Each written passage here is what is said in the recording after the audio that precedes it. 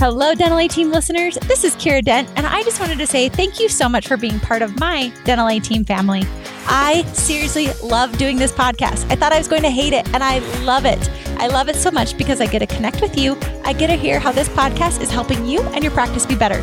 So if you have loved this podcast and you are willing to share, I would greatly appreciate if you'll share with your friends, if you'll leave us a review, if you'll give us 5 stars, anything you can do. Just like you guys grow your practices, we're trying to grow this podcast to positively impact the world of dental. This is how we get to grow our Dental A Team family. Thank you so much for listening. I hope you enjoy the show.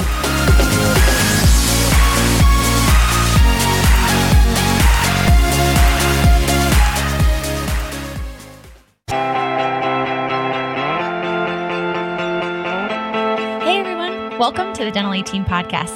We're your hosts, Kiera Dent and Dr. Mark Costas. Mark and I had this crazy idea that maybe we could combine a dentist and a team member's perspective because let's face it, dentistry can be a challenging profession with those two perspectives. And Dental A Team podcast was created. I'm a practicing dentist, a multiple practice owner, a dental performance coach, and the founder of the Dental Success Institute. I've been a dental assistant, treatment coordinator, scheduler, biller, office manager, current practice owner, and international dental consultant. Mark and I don't just understand you, we are you. Our goal is to positively impact the world of dentistry by sharing our lessons learned from the road in hundreds of dental offices. 2 perspectives, 1 mission, to help dental professionals reach their full potential. Welcome to the Dental A Team podcast.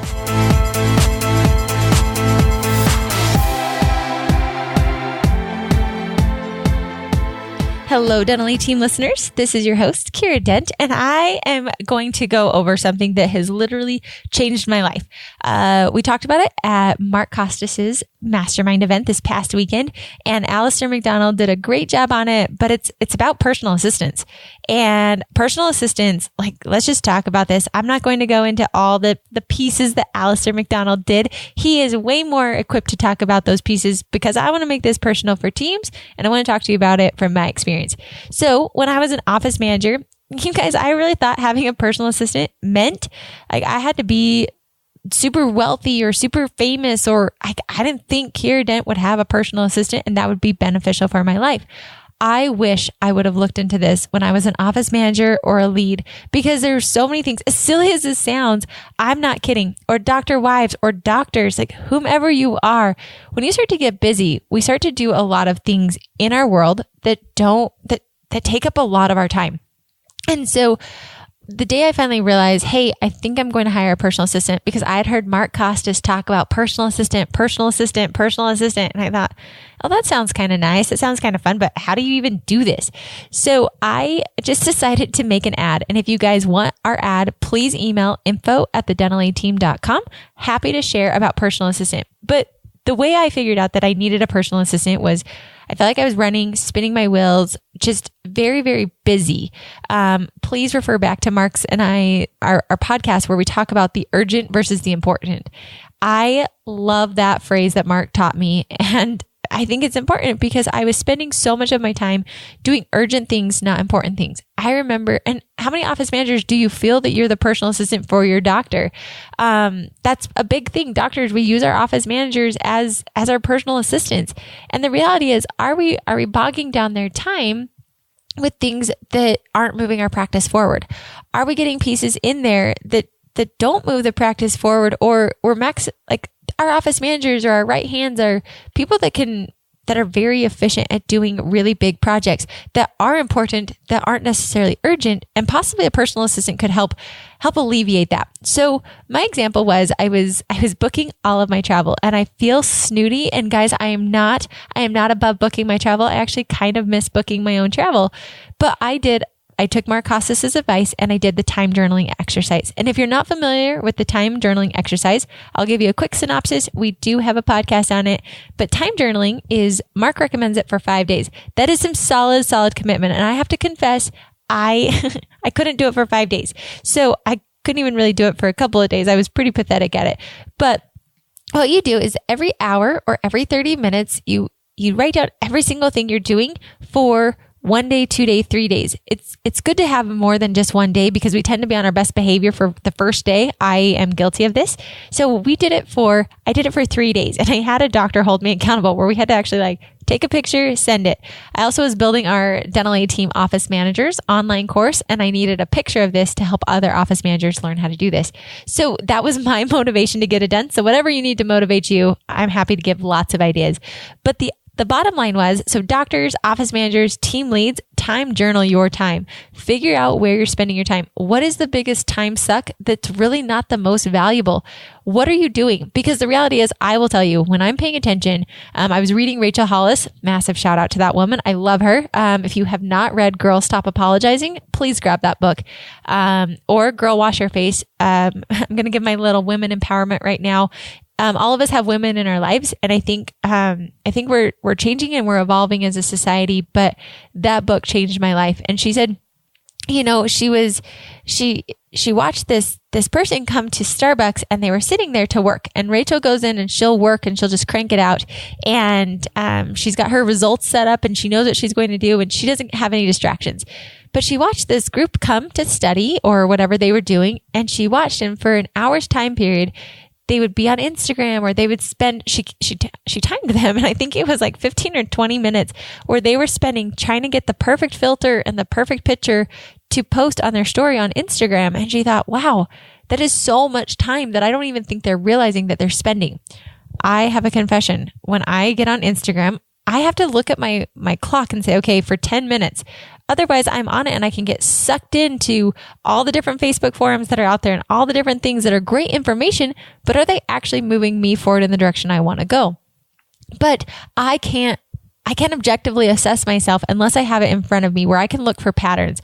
I'm really big on patterns. I've been big with patterns my whole life because I like to see what things am I doing consistently that are not taking me where I want to go, or what things am I doing consistently that are taking me where I want to go. So the time journaling exercise really does a good job of allowing you to visually see. We love, as human beings, we love to hide and to elevate and to tell ourselves I don't check Facebook that often. And then you look at your tally mark at the top of the page and you've checked it 20 times in a 3-hour period because we're bored. Those things are so important for us to pick up our patterns that we naturally do. So the time journaling exercise, typically Mark recommends 5 days. I do 3 days. And at the top, you also do tally marks for how often you check your email, how often you check Facebook, how often you respond to text messages, how often you're on Instagram. Those are 4 big things. And if you can tally that up, well, that was a monumental moment for myself, even on my best behavior. And so that was where I realized if 3 days feels too long for you, another thing I've recommended for some other office managers, you guys know I like tangible. You've got to be able to do one of these options. I brain dumped. So I sat there one day and I just wrote down every single thing that I do. No, it was not as effective as time journaling, but it still was a good start. So I wrote down every single thing I could possibly think of that I was doing in my day to day. And then what I do, and Mark recommends you take 2 different highlighters. I took 3 because I wanted more colors in there. But you highlight things that only you can do. Now, don't give yourself a pass. You really are only things that you can do. Once you do that, then you go through other things that other people could do that you could delegate out. So it becomes a really good delegation. You guys have heard me talk about the time journaling. So that's in a synopsis what you do. But when I found out I needed a personal assistant was based on this. I looked to see, okay, and so in an office, okay, what things could we delegate down to a dental assistant? Where could we delegate to the front office? Where could we delegate? Doctors also look, you might be delegating some of these tasks, but look to see if I delegate this task to my office manager, what is the cost of what the office manager I pay them versus the value of this versus hiring a personal assistant? I will tell you, I hired Kaylee for $500 a month. I had her as a 1099 employee. Brought her in. You guys check your HR laws. Make sure you do all those things. I don't want you to get in trouble with legalities of hiring. So make sure you check your HR laws and your state specific laws. But I hired Kaylee for $500 a month. I said, I just need my travel booked. I don't care when you work. I don't care how much you work. These are my travel dates. I just need this book. So I treated her very much as an independent contractor. She never reported time to me. All she had were these projects of booking my travel. That was the biggest time suck of my life, was booking travel. It felt 100% silly and ridiculous to give up my travel. You guys, it is 2019. I am Kiera Dent. I can book my travel. And if you think about it, I only book southwesthotels.com, and I usually book at Alamo Rental Cars. It's very consistent, very easy for me to do. So I thought ridiculous for asking somebody to book my travel. You guys, I felt like hoity-toity Miss Snooty over here. I need somebody to book my travel. I felt ridiculous doing it. But instead, once I had a rational conversation with myself, I realized, yes, I feel snooty. I feel ridiculous to say I need a personal assistant. But what I will tell you is I freed up almost 20 to 30 hours of my time per month at the very beginning of travel time. It was taking me that much time to book my travel. It's not hard, but what got hard was when I couldn't figure out where the flights were going to go. So I had to get up on maps and find out what is the closest airport to this office. And then I have to find the closest hotel to it. And then I need to read the reviews on the hotel to make sure I'm not staying in some crazy place. It also took time for me to look for the best rental car deals because I had to make sure I got the price point to a certain price point. I did not realize because I had said, hey, booking travel is super easy. It's 3 websites. How hard can that be? Time journaling helped me see, Kiera, this is taking up 30 to 40 hours a month of your time just booking travel. Guys, I was booking a lot. Don't think I'm so slow. I had 2 offices and it took me 40 hours. Let's not get crazy here. I do have a lot of offices. And then it was calling to get a refund or calling to change this ticket because this office changed. There were so many pieces in there. And that's where I realized, hey, I could free up all this time. Take this off, $500 a month. That feels totally worth it because cost to benefit ratio, that is not the best use of my time. That doesn't mean Kaylee is worthless and she's worth less than I am. All it meant was I can be building on the business. I can be building these protocols. I can be creating content. Kaylee can't do those things. She can't build content with me. I've got to come up with the brains of that. Kaylee can help brainstorm all day long with me on the business. But at the time when I was looking for a personal assistant, that was the biggest thing. Then I realized there were other little things that were taking up my time, like ordering this gift for this client or making sure we sent thank you cards to this person or making sure that I was remembering to schedule my appointments for my phone calls. All these little things, because once I had Kaylee, I realized, holy cow, that freed up so much of my time. So then I started adding more things and more things and more things. So much so because I started seeing the value of my time could be better utilized in other areas. And Kaylee was so awesome. She was fantastic and she could help me out a ton. It also is great to hire her as a personal assistant. So there was the mindset of, hey, you're a personal assistant. I'm going to have you do all these crazy tasks, like order vitamins for me one time because I couldn't get the stupid website to work out. So, hey, could you order these? This is taking so much time. Like, could you do this? And now sometimes I have to check myself, like, Kiera, are you being lazy and just passing it off to your team? Or is it actually the best use of your time? Doctors look to see. Tiffany and I were talking while we were at Mastermind, and she said, I literally was my old doctor's his personal assistant. I'd be scheduling dates for the doctor and his wife. I'd go pick up his dry cleaning. I would go schedule him for lunch meetings. I would go and do all these things. Yes, that is great. But doctors, look, are you sucking the life out of your most important person and having them do little things that somebody else could be doing? Office managers look to see, what are you constantly having your time utilized? And I'm not saying you have to use a personal assistant. What I'm doing is I'm trying to spin your mind to think differently. Could you, would you, what cost would be valuable if we had somebody come in? I just had another doctor come up to me. We're getting ready to do their operations manual. Their operations manual, the team's going to handwrite it all in. Well, what do we usually do? We take those handwritten forms, give them to our office manager to type up and put into a book. Well, this doctor had a great idea. Hey, why don't I just hire a high school student who could easily type all this up for us? Way less time consuming than my office manager doing it, get the task done in so much faster of a time. Another office, I was just in their office. They have 12 fee schedules that they need to enter. We are in June of 2019. It's because the office manager is so overwhelmed with all the other pieces that fee schedules keep getting pushed off.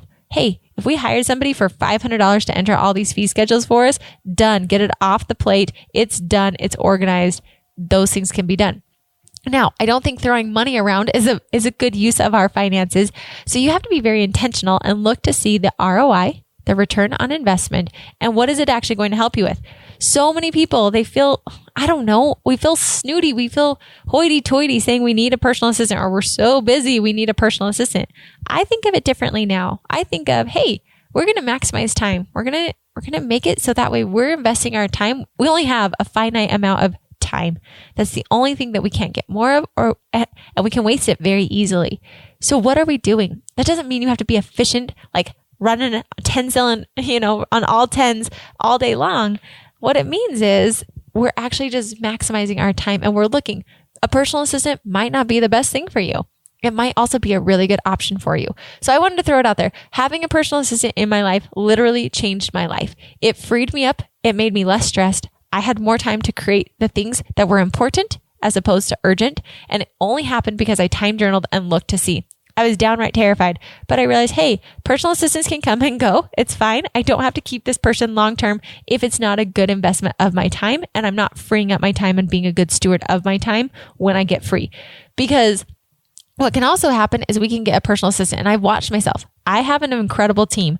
And so what I'll do is I'll delegate out all these pieces. They're super fantastic. I have somebody who schedules all the podcasts, follows up with all that, sends it all out for the podcast. I have somebody else who's over all the travel booking for all the consultants. I have a lead consultant who takes care of all the consultants, onboarding specialists. I have Kaylee who oversees all the companies. We have all of our set teams. They're fantastic. So what I watch myself do is I'll send an email like, okay, this goes to this person, this goes to this person, this goes to this person. It's a very good filtering system. So I don't have to be as busy doing a lot of those things that other people could do for me. But what I have found is sometimes in doing so, I sit back and I think, okay, well, being a business owner is pretty hard. I don't know what I should be doing. I don't have tasks coming to me all day long. So now that I've freed myself up, what should I be doing with this time? And I need to make sure that I have these people in place and that I also am being accountable to using my time effectively. So what I have done personally is once I've freed my time up, I build a to-do list basically. So in Gmail, there's the task list. So as I'm going through my emails, thoughts will come up to me of, hey, I need to work on this. This is a really important project. Hey, I need to do this. This is important or it's urgent. And I keep building this list. That way, when I do have time, I then commit to myself and to Kaylee most of the time. It's not always perfect, but I'll tell her, hey, these are my most important projects that I'm going to get done this week. This is what's going to move the ball forward the fastest and the most effectively that only I can do. This is what I'll be working on. I have to hold myself accountable. I can't just sit back and lackadaisically do this. So for me, reporting to somebody, letting them know and building that list so then I can look at the list, identify one or two tasks that are the most important that I want to get done that week has helped me better utilize my time now that I've freed it up. I was not trained to be a business owner. I was not trained to be a leader. I think naturally I've got a lot of skill sets for it, but I'm having to constantly train myself of how to be a good steward of my time instead of letting time master me. It has been a challenge. It's hard for me. It's every day. It's self-discipline. It's making sure I'm accountable. It's putting things into place. But that's something I would love to share with you guys. Spin your brains. Think about a personal assistant. There are virtual assistants, but start looking at the tasks you have and think, could somebody that we hire for $200, $500, $1,000 a month, could that person free me up to get these important tasks done? Make sure you know what those important tasks are. Make sure they're not just urgent tasks like, oh, I'd love to get the payroll figured out. That's probably kind of an urgent one. Important are bigger foundational blocks of the business that really will move it forward. Let's get the operations manual figured out. Let's rework the way we're going to do this schedule so we're not hitting overtime as much. Let's figure out a better system and process for hygiene because we're not hitting our perio numbers. So I need to really spend some time figuring that out. Those are big, important projects that take time to really get done. Look at your life. Look at your schedule. Time journal. This is something that I feel every quarter. Time journal on yourself. Don't be afraid of it. We're coming up on to quarter 3. So quarter 2, time journal yourself out. Figure out where you are, what you can do to better utilize your time, because that's the only thing that we only have a limited amount of. Everything else we have a lot of. We're super lucky. We're super blessed. So look at yourself. How could you better use a personal assistant? If you want help, give us a call. Let us know. Kaylee is fantastic. She can tell you she now has 2 other assistants that help her out because she has morphed from personal assistant to COO of the company over the course of the time that we work together. This is how things work. So personal assistant, check it out. Check yourself. Doctors, look to see. This is a good checking stage. And as always, thank you guys so much for listening to the Dental A Team podcast, and I'll catch you next time. And that wraps it up for another episode of the Dental A Team podcast. Thank you so much for listening, and we'll talk to you next time.